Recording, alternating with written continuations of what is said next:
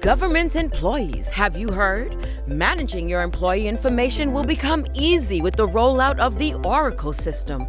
Skip the paperwork and join the future.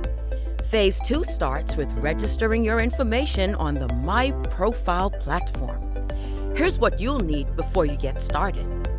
Your employee or Treasury assigned number found on a pay stub or job letter, your NIB number, a scanned copy of a passport-size photo no larger than 4 MBs, and your passport number along with its expiration date.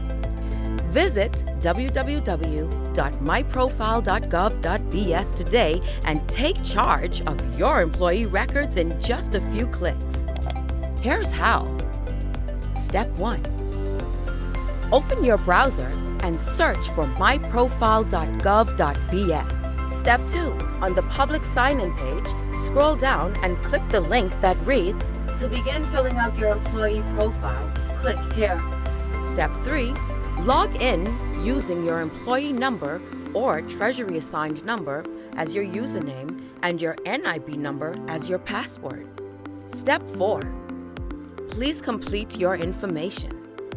Keep in mind that fields marked with a red asterisk are required.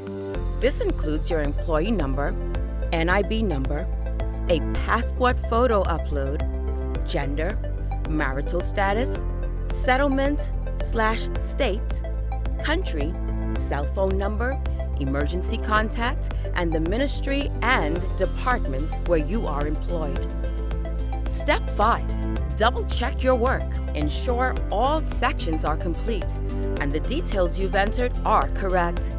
Not finished? Save a draft and complete it later. Step 6.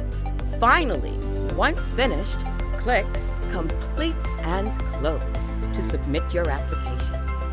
Your information will be transferred to the Oracle system when launched. It's that easy. Completing your profile puts the power in your hands. Visit www.myprofile.gov.bs today and start now.